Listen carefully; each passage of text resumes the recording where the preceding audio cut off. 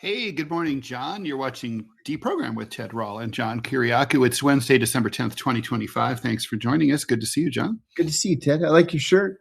Oh, thank you. I decided to dress up for today's program. Nice. So no casual Wednesday, only casual Friday. But I can't promise this will be an ongoing trend. We have some housekeeping to take care of, and then we'll get to the show. As always, please chime in with your questions and comments on YouTube and Rumble if you're watching live. If you're streaming us later, thank you nevertheless for joining us. We're here Monday through Friday, 9 a.m. Eastern time, if that suits for live, and then you can interact with us. Speaking about interaction, so next 2 days, let me explain what's going on. So, John, you're out tomorrow, Thursday. Friday.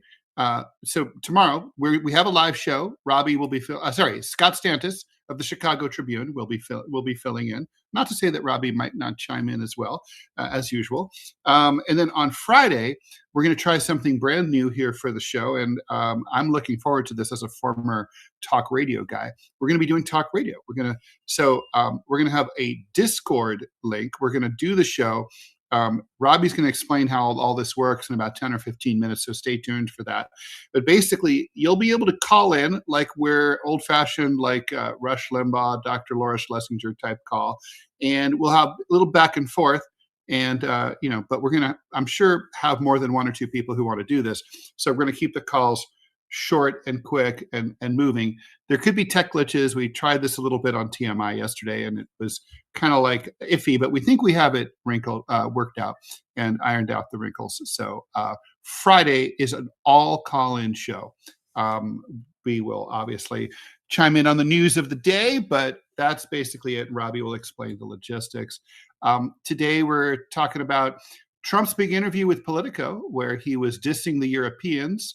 Not for the first time, but this was a more interesting interview than usual. Also, Ukraine looks like this democracy is finally going to have some elections, interestingly enough. That's due to pressure from the president. Russia, we'll talk about this. Russia has apparently has a lot of spies in Mexico, and the U.S. has complained about it, but the Mexicans basically aren't doing anything about it. That, according to the New York Times, anyway. The Afghan guy who is accused of shooting two National Guardsmen in Washington, one of whom died, was a veteran of a CIA-trained Zero unit under the Afghan occupation government.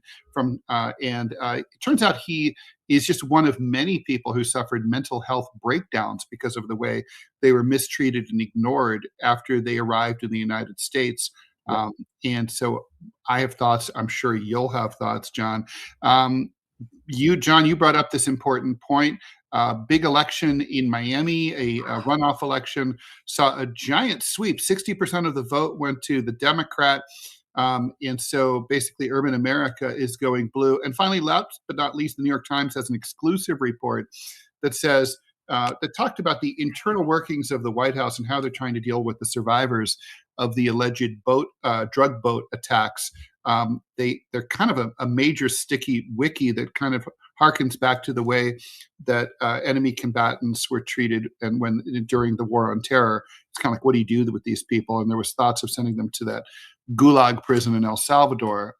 They decided not to go with that. So, John, what's your flavor for the first topic? Let's talk about Miami just to get it out of the way. So the Democrat won yesterday in the Miami mayoral race. That initially sounds like no big deal. It's a big city. Big cities always elect Democrats. Not Miami. Miami is a solidly Republican city. It's always been Republican. And this is the first Democrat to be elected mayor of Miami in 30 years. That's right. And the race wasn't close. And not only was it not close, Trump campaigned for the Republican. Mm-hmm. Senator, what's his face? Scott campaigned for the Republican. And Rick Scott, thanks. And Ron DeSantis campaigned for the Republican. And he still lost. So, man, if the Virginia and New Jersey gubernatorial races didn't constitute a blaring, flashing red light for the Republicans. This ought to, because nationally they're in trouble right now. And with these redistricts, with the redistricting plans that they're pushing across the country, they're diluting Republican congressional districts and risking a real wave come next November. Yeah, Republicans are spinning this as Miami-Dade has always leaned blue. That's just, as you say, it's John, simply not true. That's not true, because especially all the anti-Castro Cubans, and that's right. That was the major tipping point. And as you say, I thought of you because by the way, the Republican candidate was not some wanker. No. He was a very respectable, solid candidate, and Donald Trump doesn't like to endorse even Republicans if he doesn't think they're going to win. So this came as a surprise to the GOP. Just for the record here, Eileen Higgins is not like a progressive Democrat in the Mamdani form. But to me, the real takeaway here is it's two takeaways. First of all, urban America is pretty much done with the Republicans for the time being. And then the other thing was, okay, this is a harbinger. I mean, we're always trying to read tea leaves, and I think it tends to be overstated a lot of times. But you can't ignore a solid 100% trend in favor of one party. And that's what we have right now. I think the Republicans are going into disaster zone next year. I saw the president's speech. I believe he was in Pennsylvania, your home state. And he was saying, basically arguing that the economy had recovered and that Pennsylvanians, and I guess Americans by extension, are doing great now. You and I have talked about this. We will talk about it again. That's political malpractice. You never, even let's just say you and I were the president and vice president, and we were, we thought the economy was rocking and that but you don't tell the people if they're grouchy and they think they're broke, then they're broke, and you have to come to where the people are. Ted, yesterday, and I know we're going to get to this in a second. Yesterday, Trump gave an interview to Politico magazine in which he said that this was the strongest economy in American history, which is so ridiculous it doesn't even warrant a response. And he also said that when he took office this second time, the country was struggling with his words, the worst inflation in American history.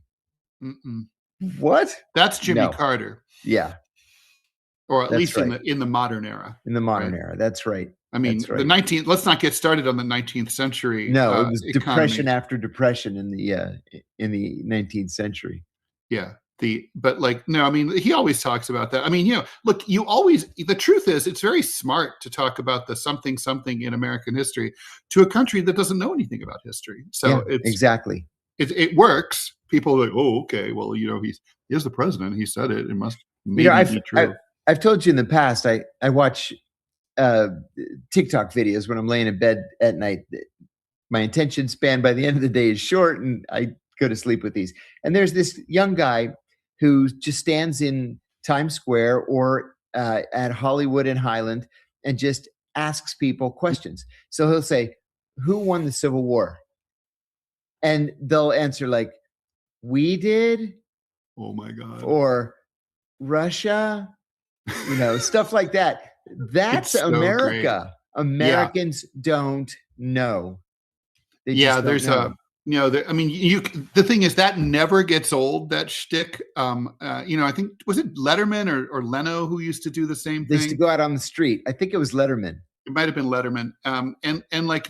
There's also This Ain't No Heartland was this Bush era documentary where these Dutch filmmakers did the same thing, and they went all over the country and talked to Bush voters. At one point, they go to like a shopping mall, an outdoor shopping mall, and you can tell these are well-off people. Okay, and so this is to say these are not like homeless, derelict, crackheads. These are people driving like really nice cars that like I couldn't afford. Right. And like Benz and stuff, and they show them a map of the world, and they're like, oh, what country should we attack next? And no one says, by the way, why would we want to attack a country? That just doesn't. And they're like, they look at the map, but the names of the countries aren't written on the countries, and so they're like, oh, I think that one. And the guy points to Africa. And it's like, oh, what country is that? Oh, that's Iran. And it's like, oh, so, of course he says Iran. Iran. Like, Iran. So it's like, okay. Oh, so why should we attack them? And he goes, their attitude. And it's stuff like that. I mean, That's America. It's America. I mean, it is. I don't think we really deserve democracy. Really. No. We're ill-equipped to manage it. Tocqueville would agree for sure. Yeah, I think so. So basically, I thought of you because Emilio Gonzalez, who's the former city manager who lost and had been endorsed by top Republicans like DeSantis and Trump, he had his victory. I mean, by the way, he conceded extremely graciously and promised to help the new mayor-elect and stand behind her, in a better way than, say, Andrew Cuomo did in New York, or Eric Adams. But I thought of you because his victory party was at a Greek restaurant, and they broke plates as catharsis. That's actually illegal now in Greece. It has been since the 90s, but you can do it in all the Greek nightclubs in Astoria. Why is it illegal? Because if there's lead in the plates or something? Well, no, as my dad and your dad undoubtedly used to say, you're going to put an eye out. That's true. Pass out safety glasses to all the patrons. That's pretty funny. All right, let's do some questions, shall we? Sure. FUSO, $1 contribution. Thank you so much. Just want to remind you guys, you can always contribute through YouTube and Rumble. And frankly, we're begging because we're broke as shit. So seriously, whatever you guys can do. All right. Favorite Christmas movies. Mine is Charlie Brown Christmas and The Year Without Santa because of heat and snow misers. So I just watched my favorite Christmas movie for the umpteenth time. It's Bad Santa. Bad Santa is a terrific movie. That's a terrific movie. Although nothing touches Home Alone. Home Alone is a timeless classic, no question. The first time I ever saw Home Alone was on a flight from London to Washington. I had been overseas doing something, I don't even remember what. And I was laughing so much that the flight attendant came up and asked if I was okay. It's like you're suffering from the funniest movie I've ever seen. Hypoxia, hysteria, hypoxia-induced hysteria. My God. No. I mean, by the way, in French, the name for Home Alone, I know because I was in France when the movie was out, was Maman, j'ai raté l'avion. Mom, I missed the plane. Like, really? Home Alone just seems. By the way, you could do it in French. Yeah, à la maison toute seule. It would be fine. I don't understand. Anyway. Oh my God. Nicholas Franco's question for you, John. Is it true that the CIA, along with Turkish intelligence, tried to kill a Greek intelligence officer in 1999 outside the Greek embassy in Nairobi? I believe you know his name. In fact, he's a good friend of mine, Savas Kalendaridis. No, they did not. You to say. No. He is an absolutely lovely man. He is a national hero in Greece. I thoroughly enjoy his friendship. He's just a great guy. And he has an awesome YouTube podcast, sometimes as many as 4 times a day. Anytime something hits the news that's even slightly interesting to him, he'll jump on YouTube and do a video. So if you're interested and you speak Greek, because he doesn't speak a word of English, Savas Kalendaridis. No, they didn't try to kill him. Savas was involved in an operation to help, save, protect Abdullah Öcalan, the founder of the PKK. And the Greeks became aware. The Turks became aware that he was in the Greek embassy in Nairobi, and they worked with Kenyan intelligence to divert part of his motorcade, and they grabbed him and turned him over to the Turks. John, let's get back to the Miami thing before we answer a few more questions. I mean, what do you think happened there? I mean, do you think this was a matter of my theory is always these days that your biggest challenge is motivating your base, and that maybe the Republican base isn't that excited about Trump / DeSantis / the GOP as they used to be. Or is it just the particularities of these two candidates? Is it a Miami thing? I mean, what do you think? Do you know? I think that it's at least in part that people are not liking this second Trump administration, probably for economic reasons. But I'll tell you where I think the Democrats are going to blow it, because the Democrats always blow it. They do. And Trump knows it. And he talked about it in this Politico interview. The Democrats are going to blow it by focusing on social issues. And people don't like this trans stuff forced down their throats. No, they don't. They just don't like it. And it shouldn't. The thing is, even people who are very pro LGBTQIA plus LMNOP they're not. It's not a top issue for them. It's right. Not. There's like sort of like caring about, like, we're going to talk about the boat strikes. Most Americans disapprove of killing of the boat strikes, but they don't really care. Right. And that's something we don't talk about much, is like, what's the top issues that are motivating people? Even people who are like, I love trans people. I only want the best for them. But they don't want it to be a top priority over, say, the economy. No, that's right. And, a lot of my gay friends, and maybe it's more a factor of the fact that they're baby boomers, but a lot of my gay friends say that most trans people do not necessarily identify as gay. Yeah. And so why are they LGBTQIAD plus whatever in the first place, when they're actually turning public opinion against the LGBT community? Yeah, there's some major rifts there, right? Between, like, for example, the radical feminists and the trans women, the trans exclusionary feminists, the TERFs, radical feminists, and all that. And I mean, I think in the early days of when it was just LGBT, I remember when it was just LGB. Yeah, I do too. And when it was just LGB, you could even then there were rifts, right? I knew lots of gay people who hated bi people. Yes. And they were like, you have to choose your team. You're not allowed to be omnivorous. And then so the T's, I mean, I understand the whole urge to build these alliances, but the truth is that's a very uncomfortable big tent. Philip Blair 9511 just posted in the chat, Cuba is great at supporting queer families. That's true. I was shocked when I was in Cuba. What was it? 2 years ago, I guess, at how strong the gay community is there. Yeah, and how many government programs are available to them. It was really something. Yeah, as Lisa Mojica says in YouTube, it's the hierarchy of needs, and I think we don't talk about that in American the coverage of American news politics very much. Non-American question, as Freud 6624 says, is the DNC the GOP counterpart in the other side? Repeat that. This is a hard one to read. Is the DNC the GOP counterpart in the other side? No, the GOP is just a nickname for the Republican Party. The DNC is the Democratic National Committee, which is the governing body of the Democratic Party. It's just the same. And the Republican Party equivalent of the DNC is the RNC, the Republican National Committee. Foreign question indeed. Cooper Duper 23. I think the regular American voter is sick of the status quo. Yeah. I wouldn't be surprised if a lot of seats flip.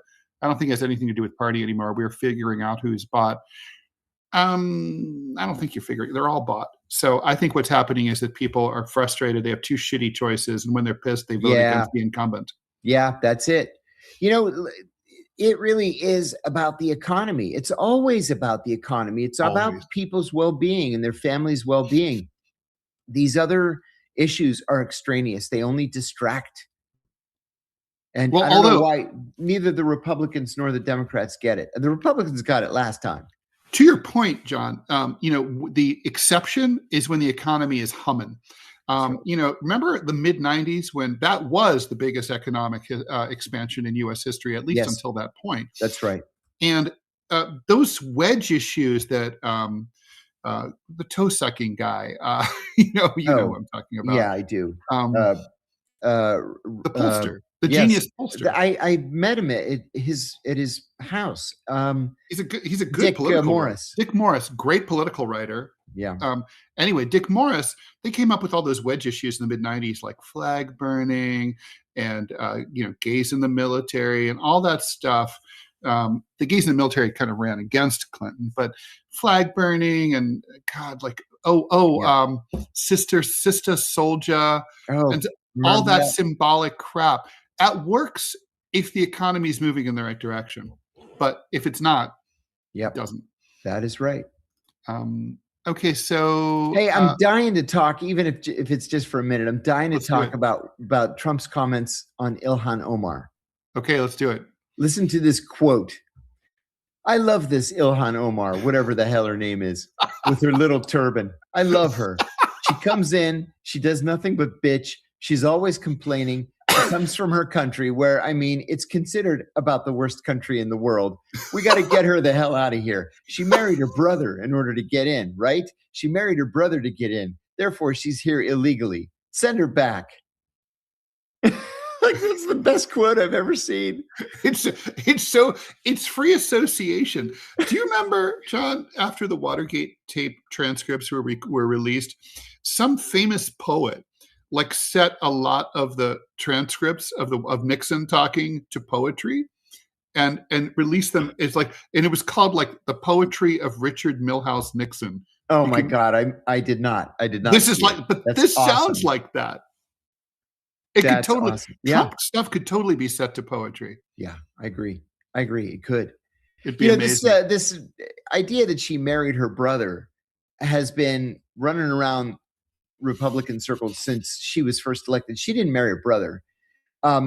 She married a guy, or she married a guy in a Muslim ceremony. His name was Ahmed Abdisalan Hirsi. They had 2 kids. They separated. In 2009, she married a Brit named Ahmed Noor Saeed Elmi. They separated in 2011. She reunited with the first guy in 2012. She divorced Elmi and remarried the first guy. Wow. There's that's a little bit Liz Taylor and Richard Burtony. Yeah, very much. But she's not married to her brother. She's never been married to her brother. I never understood how these things get out. And by the way, Republicans are not unique in having these strange conspiracy theories either. No. Democrats do it too. They do it too.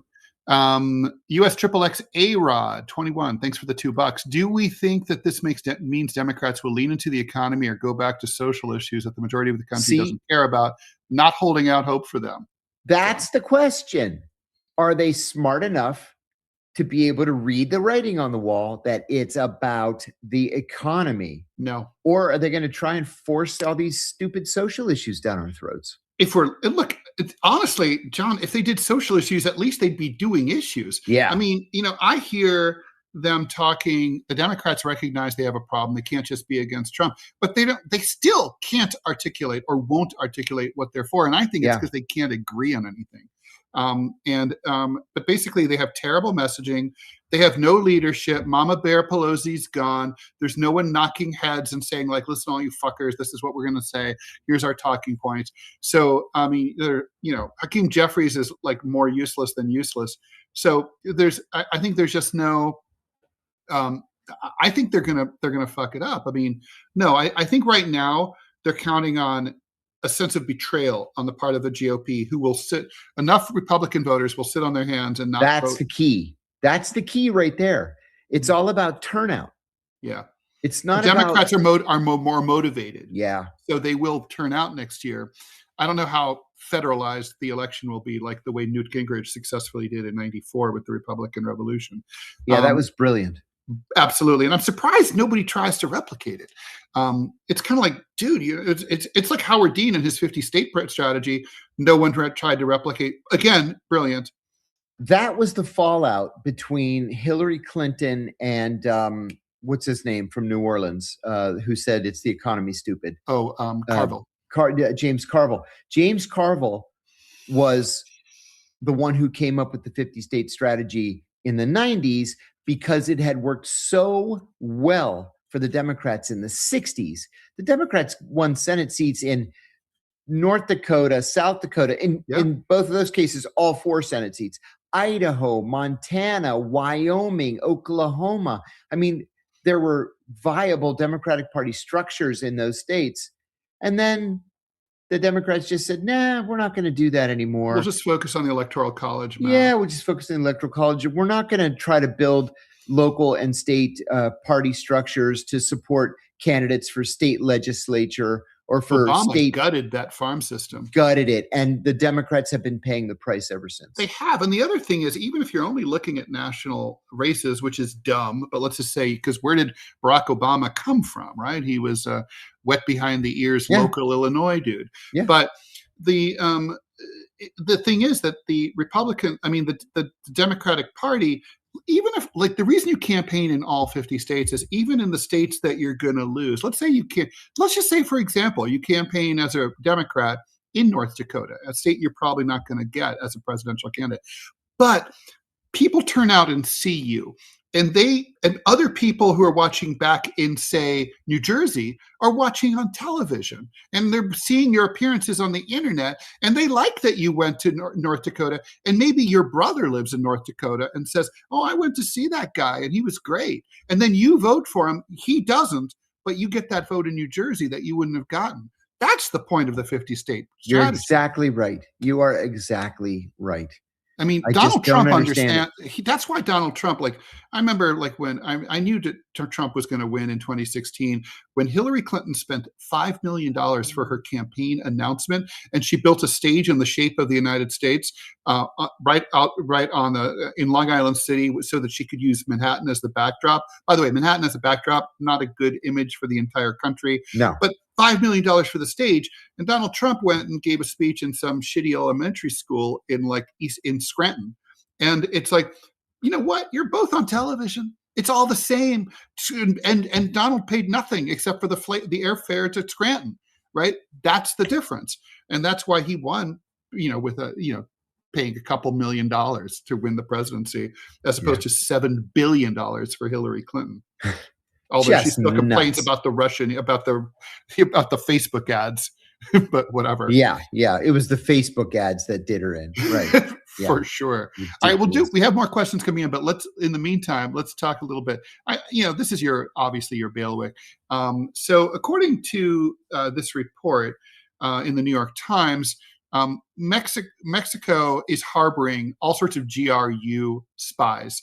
Apparently, this is a tradition that goes all the way back to the Cold War. It goes way back to the 50s. And they claim that Mexico City was like the Vienna of Latin America. Absolutely true. And the U.S. apparently under Biden handed the Mexicans a big dossier with, hey, here's all the people we know who are spies in Mexico. Can you kick them out? The Mexicans basically are ignoring the whole thing. There's no word on whether Trump administration policy has changed or that they're leaning on the Mexicans to try to do anything. They might be, they might not be. It just didn't say. But basically, I like the fact that the Mexican officials said, well, we never got the dossier, or it was too vague. We didn't really understand what you were talking about, or that it was lost. People someone recycled it. We were recycling. I don't know. So what do you think about all this? Well, it would be a normal liaison event for the CIA to pass the names of KGB or GRU or SVR or whatever they're calling themselves these days to a friendly liaison service. They do that all the time. Mexico City is particularly important because it is a hub of international espionage. Like you said, Vienna, London, Paris, Washington, Why Moscow. Mexico City? Because they spy on the United States there. Our embassy is so gargantuan in Mexico City, and so much happens there that they're targeting the American embassy for the most part. And what they probably are doing, I thought it was vacationing Americans. Right. No, it's trying to recruit Mexicans who work inside the American embassy. It's probably 75% Mexicans that work in the American embassy, right? Because you're not going to, the head of the motor pool is not going to be American. The head of logistics is not going to be American. But they have access to information that if you put it together like a puzzle, you can come up with an entire picture. For example, I was working overseas. I won't say where. And the logistics guy had been in place for 30 years. He was a local hire. 30 years he had been working for the American embassy. And he's the guy that makes sure that your shipment of personal household effects makes it onto the ship in Baltimore, doesn't get washed overboard in the Atlantic, and finally makes its way to its end destination. Well, once your stuff arrives, he's the guy that arranges to have it brought to your house. And then when he calls you in the embassy from the second floor where he was based, and you answer the phone, regional affairs or training division or whatever, that he knows is a bullshit assignment. There is no such office. He reports back to his people, his handler, hey, this guy, John, this new guy, he's CIA. I'm sure of it. Because he's not in the political section. It says in the diplomatic list, political officer. He's not a political officer. He didn't answer the phone in the political section. So they're able to put little pieces of the puzzle together. And when you have 2, 3, 5, 10 people inside the American embassy recruited, because remember, they're making Mexican wages. They're not being paid like Americans would be paid. Right. And the Russians are supplementing their incomes to the tune of a few thousand. That's $10,000 a month. Yeah, that's meaningful. Sure. John, we have an ad. And then we're going to bring in Robbie. But just very quickly, do you think it's true that that as being reported that this really ramped up after the Russian-Ukrainian war started? Absolutely. Because basically we're using Ukraine as a proxy to spy against Russia right on its border, and so the Russians are kind of like, let's turn about as fair play. I believe that's the case, yes. All right, let's get to the ad. Looking for smarter ways to browse and enjoy your favorite content without ads? Get the Perplexity Pro bundle with Rumble Premium for just $19.99 a month when you sign up before December 31st. Normally a $29.99 value. With Rumble Premium, you'll get an ad-free viewing experience across all your devices and access to exclusive premium content, no interruptions, just the videos and streams you love anytime, anywhere. Plus, Perplexity Pro boosts your productivity with unlimited research, unlimited uploads, exclusive member perks, and access to the latest and most advanced AI models for faster, smarter answers every day. Save over 30% on this powerful bundle. Head to rumble.com/premium before December 31st to sign up and unlock your premium experience. All right, we're going to bring in Robbie West, our producer, who is here thanks to your kind support, kind listeners and viewers, to explain, first of all, what we're going to be doing on Friday. Okay, so on Friday, I'm really looking forward to this. It's going to be exciting. So we are going to be doing a call-in show. So think Rush Limbaugh without the windbaggery. That is exactly what we're going to be doing. So to make this work, I will post a link in the chat to our Discord server. And once you go in, and we'll put together a little screenshot or something to put this that way people are able to see, you will see at the bottom of the server, you're going to see a lobby, a waiting room. You're going to just park your cute little pixelated self there. I will then drag your cute little pixelated self down to the call room where you'll be speaking with John and Ted. And you'll be able to ask your questions. And then after your question is asked, I will then mute your pixelated cute little butt. So that way someone else can come on in. Now, this is going to be a Rumble exclusive. Now, how are people still going to come to Rumble as usual to the channel, and then we're going to post the URL? I post the link. Yeah, I just post the link. They just click on it, join the server. I mean, it doesn't cost you a dime. It's completely free. So this is so on Friday. That means there's no live show on YouTube. We will post the recorded show on YouTube later in the day. But correct. But if you want to watch live and comment and all that, you got to be on Rumble. You got to be on Rumble, and the reason for that is this is not me peeing on YouTube. It's because I cannot control what comes out of your mouth.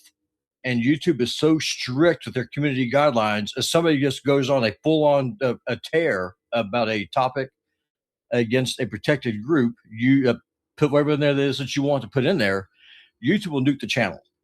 Rumble won't. So whenever I say that Rumble is what allows this this channel to speak freely, that's not hyperbole. That's true. When they demonetized John and Ted, Rumble didn't.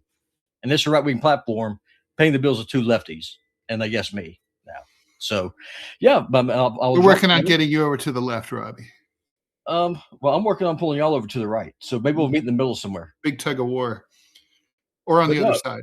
All right, Yeah, I'll drop Robbie. the link and I hope just everyone understands yeah. that. So just to reiterate, Friday, watch on Rumble if you want to watch live at 9 a.m. You don't care about that. Just you can watch on YouTube later in the day. Let's say Yep. after 12 noon Eastern.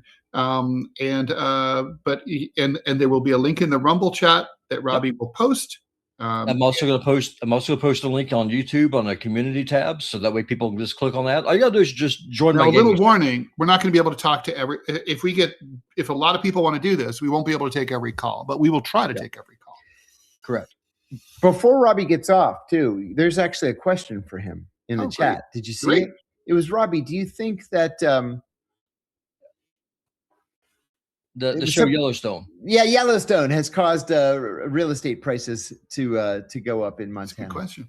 It didn't help anything. Yeah, I mean, because most people don't think about Montana. Right. No, it's just one of those invisible flyover states that you may or may not be able to find on a map. But people go and they see it. They see how big it is. They see how beautiful it is. Mm-hmm. And then Yellowstone. It is amazing. I love it there. I've been there now 3 times. I've taken my kids. It's fantastic. Hey, I love it here. I moved here in 2015 or 2010 and it's home. But no, that being said, Yellowstone did a very great way of kind of showing Montana as this paradise, which in a lot of ways is true. However, the winters here are brutally cold. So Montana's closed. Yeah. You do not want to come here. It is cold. Yeah. And there are large bitey animals. Yes. Yeah, there are. There was actually a mountain lion walking down my street yesterday. That's cool. You should bring him in as a pet. Keep company to your cat. Or anyway, beat him up.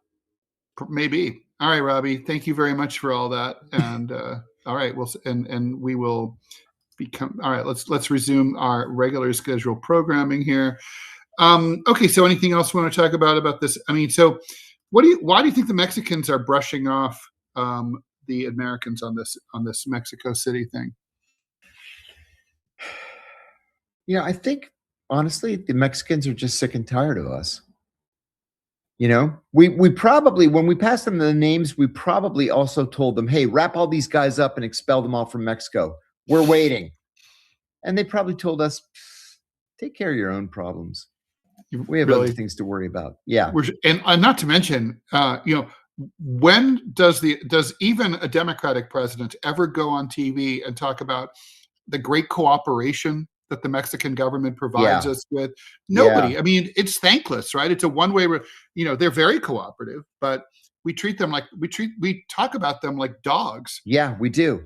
We treat them not just like second-class citizens. We treat them as coolies.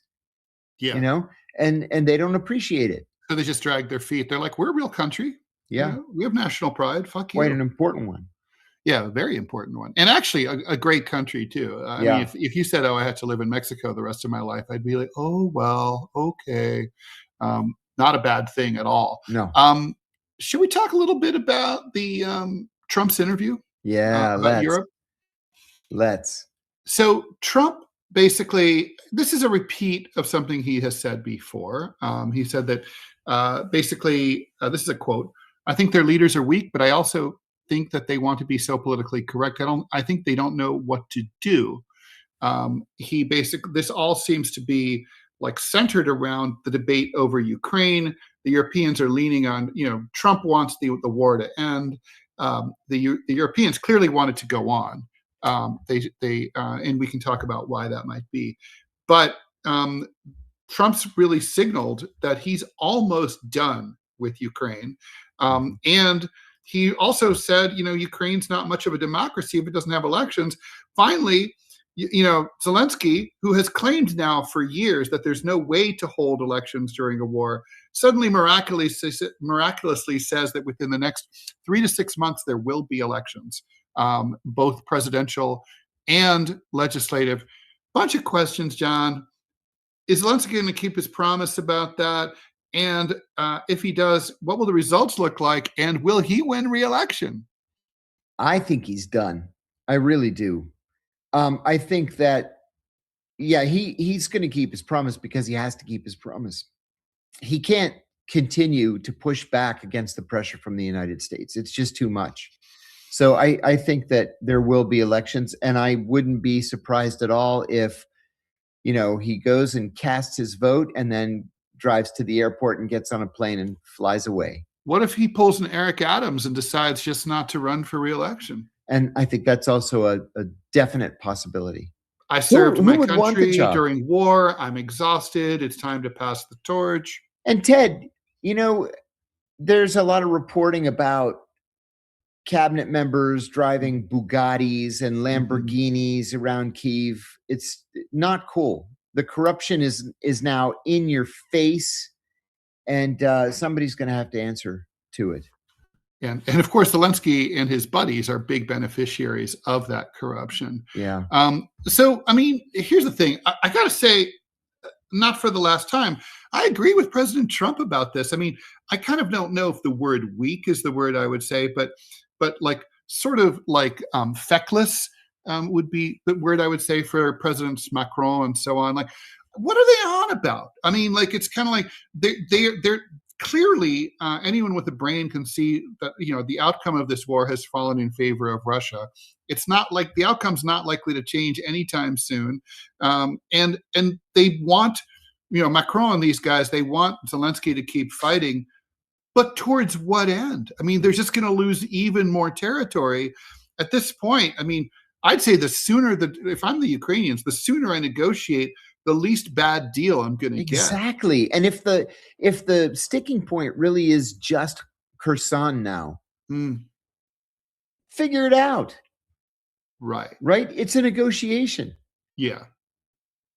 Maybe Kherson can become like a Danzig style, like demilitarized neutral city, that kind of thing. Fine with me.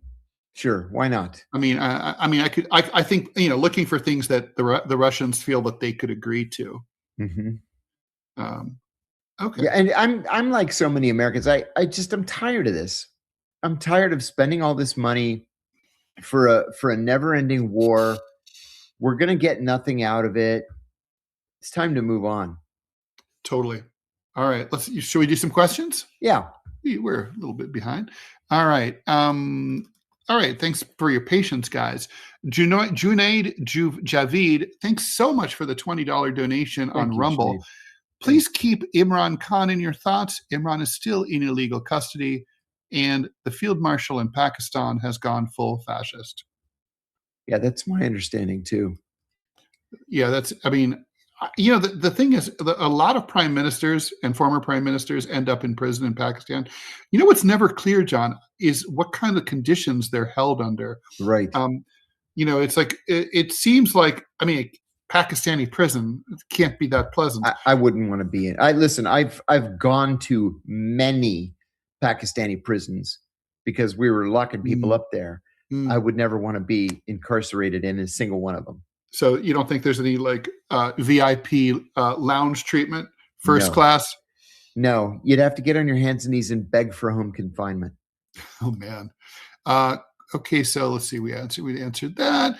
Democrats, Anal Ape says Democrats, Republicans want us to care about social issues because it doesn't affect their donors. True. Cooper Duper. What about Jasmine Crockett's Senate ad? How does that speak to anyone? And Allred dropped out. Yeah. Just yesterday, I said, it's going to be a big fight. Allred's the stronger candidate. He dropped out, and he announced he's going to run for the House of Representatives again. My fellow Daytonian, Sammy Landrigan, the problem with Democrat platform is that it's not honest. For example, transhumanism. Most don't even understand what that is. Yeah, I don't know what the fuck that is. That's like intersectionality. Who fucking knows what that means? Nobody. It's like, go into your Chuck Derrida collection and look that up. Kevin Cronin, PBS and NPR do not represent the Democratic voters. Fair. Question for both of us from Ali. Does the Democrats lacking a message and distrust in Republicans not leave enough of a gap for a third party to come in? You would think that it would. I was talking to a group of people last night about this exact issue. And Ted, I repeated what you and I had said, that as recently as 100 years ago, we had a half a dozen viable national parties in this country. Mm-hmm. And with so many people, with actually a plurality of Americans now describing themselves as independent, in my view, that opens the door for two political parties, one on the right and one on the left. Yeah, there's a place for left-wing progressive Democrats, and there's a place for America First Republicans. That's right. Because even with under Donald Trump, the Republican Party is controlled by the corporatists. Sure, it is. We have two corporatist parties. And they're John, lackeys like Lindsey Graham. My theory here is that the problem with third parties in recent decades has been that they've all had a national strategy, right? Their theory has always been, let's just run someone for president, and then it'll trickle down, and we'll run people for governor later. It's the opposite, right? Because that can't work because of the Electoral College. Because Right. the Electoral College is set up, you have to have 270 votes to win the presidency. Even if a third-party candidate had 70% of the popular vote, he or she would still lose because of the Electoral College, and it would go to the House of Representatives, and either the Ds or the Rs would vote for their own team. That's right. It has to be from the grassroots. It has And those to be. parties that you mentioned, John, from 100 years ago, including but not limited to the Prohibition Party, the Socialist Party, Socialist Labor Party, and so on, the Populist Party, they were all grassroots parties. They ran people for Congress as aldermen and so on. That's exactly right. Yeah, I used to joke that when I was doing my little dance with the libertarians, I would get these hair on fire emails like, oh my God, we just elected somebody to the Water Commission of Anchorage, Alaska. It's like, okay, well, that's a start, but you need to run people in like every congressional race, every state legislative race. You got to start at the bottom. The Water Commission of Anchorage is not going to do it for you. No, but on the other hand, it's not a terrible thing to just, if you have a national strategy and the Libertarian Party has been around a long time. Yeah. They're one of the better organized third parties. Yeah, they are. Well, listen, I always make this joke, but it's funny because it's true. I was invited to the Libertarian Christmas party a few years ago. And of course, being libertarians, they held it at the end of January because they just could not get their act together. And I think I've mentioned this to you. One of these I thought guys you were going to came say up to because me. they're cheap and didn't want to pay Oh, top dollar for the space. it was in this townhouse in Alexandria, All the Virginia. leftover nog. Oh, yeah. A townhouse in Alexandria, Virginia, Old Town. And we're all wearing "Hello, my name is" name tags. Of course. And this guy looks at my name tag and he says, "Oh, John, I've been hoping I'd run into you." He's wearing his tag. He's the head of the Libertarian Party for Virginia. So I said, "Oh, nice to meet you." And I shook his hand. He said, "Listen, do you want to run for governor?" And I said, "Absolutely not." And he said, "Really? Why?" And I said, "Look, I like you guys. You're all nice guys, but I know how this is going to play out." I said, "I'm going to be completely out of pocket. Nobody's going to raise any money for me. And in the end, I'm going to get 2% and I'm going to humiliate myself." So, and everyone will make fun of you. yeah, I said, "No, thanks." And the worst part is, I'll tell you the worst part of it. If you did that, in the middle of the night, you'd have these weird thoughts like, what if I could win? Right, exactly. And you can't. Oh, listen. When I was traveling with Gary Johnson, Gary was the governor of New Mexico, and he was the Libertarian nominee for president in 2016 and 2012. But this was in 2016, and we were in the Upper Peninsula of Michigan. And his sister joined us at dinner one night. He had given a speech. I was traveling with him to introduce him at all of his speeches. And so his sister came to dinner with us that night, and she was running for Congress from that Upper Peninsula district. And so I said to her, just because I was trying to make conversation, I said, "Did you see the latest polls? The incumbent Republican is only polling at like 40% up here. That's how unpopular he is." And she goes like this. She goes, "I might actually win this thing." And I thought to myself, no, that's not my point. You're not going to win this thing. It's just that he's unpopular. She Right. ended up getting 2%.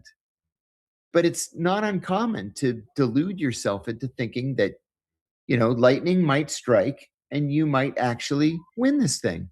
Although, think about Donald Trump, that great picture from the New Yorker in 2016 when they capture the entire family in the hotel suite, and they just announced that Trump is going to win. And to a man, they all have this the fuck? Yeah. Kind of expression. I think I mentioned to you that my old next door neighbor, when I was still married, he was the White House pastry chef. And he told us that he was at the White House when Trump went to meet Obama for the first time. It was 4 days after the election.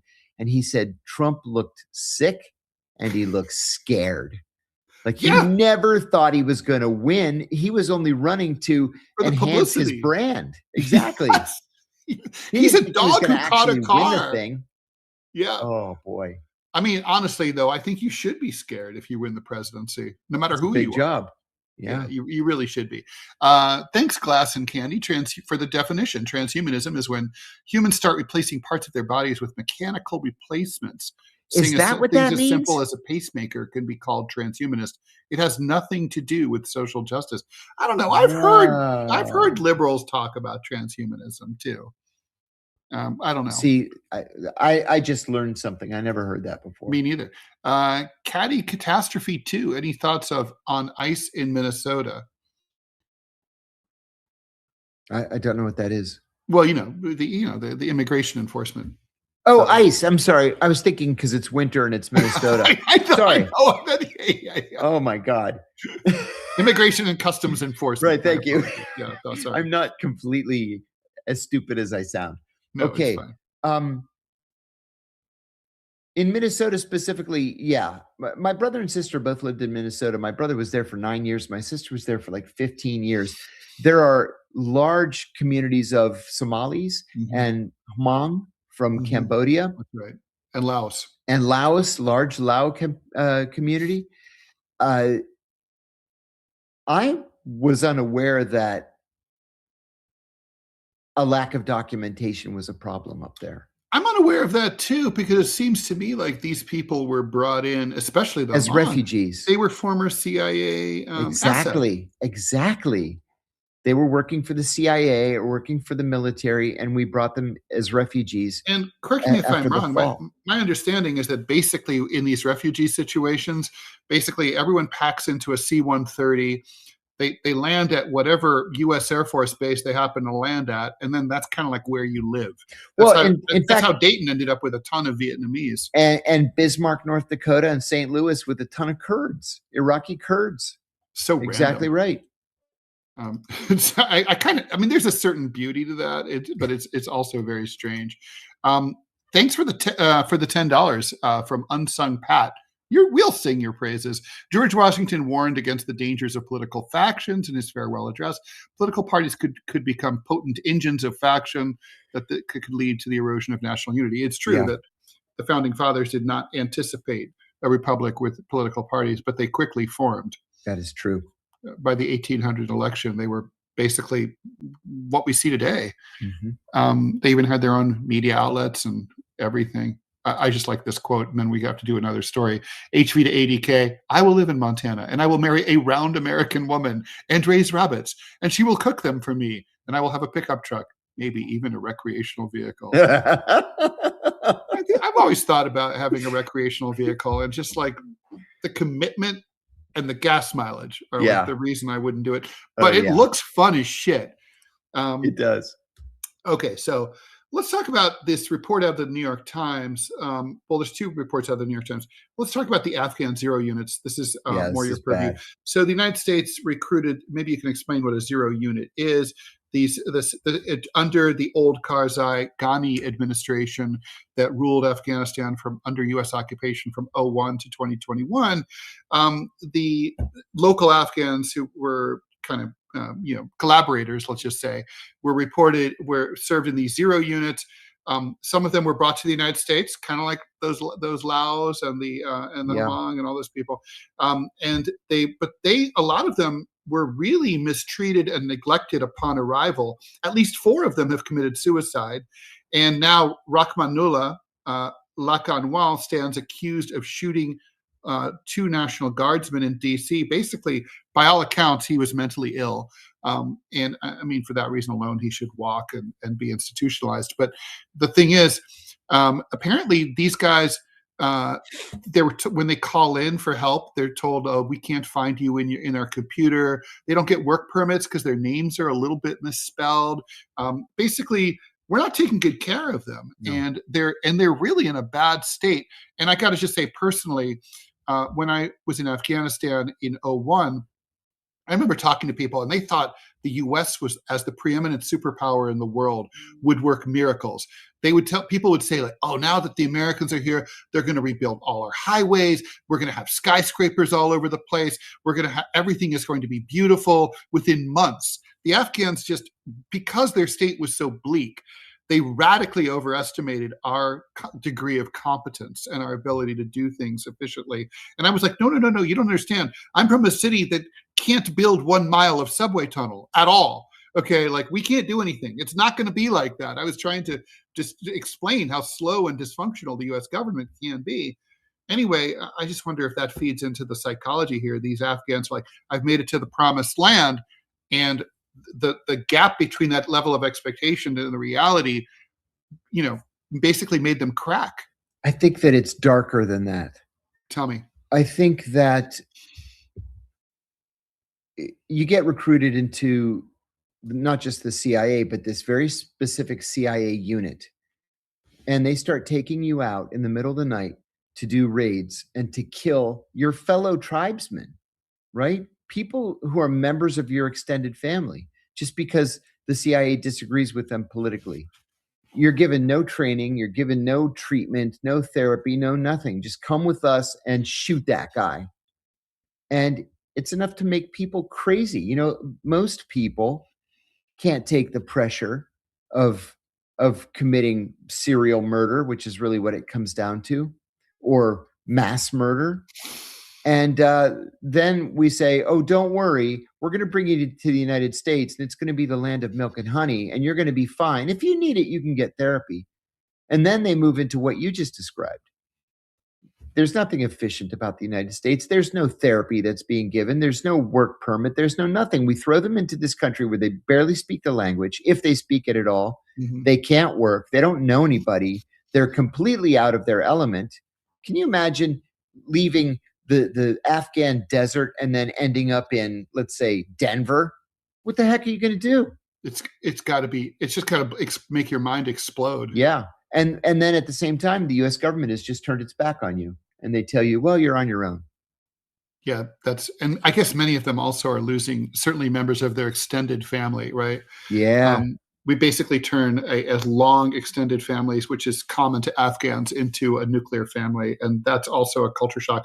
Very quickly, the New York Times says that the Trump administration is having trouble figuring out what to do with these survivors of these drug boat drone attacks in the Southern Caribbean. Yeah. There was thought of sending them to El Salvador, to that prison, the CCOT prison, but that was ruled out. And basically the problem is, here's the thing that gets me, John. The administration officials are admitting that they don't want to try these people through the courts, because if they do, the legality of the attacks is going to come into question. The rationale is going to come into question. But I'm like, if we're going after drug traffickers, isn't the main point to arrest them and then threaten them with charges and find out who their bosses are? And speaking of which, the Washington Post is reporting right now that the House Armed Services Committee is ending its probe into the boat strike. So we will never get answers to those questions, Ted. So I was trying to read between the tea leaves. Does that mean like it's over, go home, nothing to see here? Or does it mean we've finished our inquiry and you can expect a report from us later on? No report. They've only been inquiring for 3 or 4 days.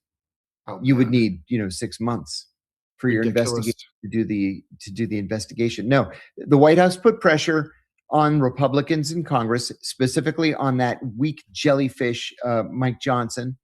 And so there will be no investigation into the boat strikes. Ridiculous. John, thanks for joining me. As always look forward to these mornings with you. We are back here with DeProgram. Scott Stantis from the Chicago Tribune will be filling in for John tomorrow, Thursday, 9 a.m. Eastern time. Friday, John will be back, 9 a.m. Eastern time. It's all call-in time. So be articulate, be pithy, be short, as Robbie suggests. Please stay tuned to the TMI show with me and Millard Chan. That's coming up at 10 o'clock Eastern time. In other words, just in a minute or two. If bear in mind, Friday's show, just to remind you, is a Rumble exclusive. Only Rumble, not YouTube. No YouTube, only Rumble. Thanks, everyone. Bye, John. Bye-bye.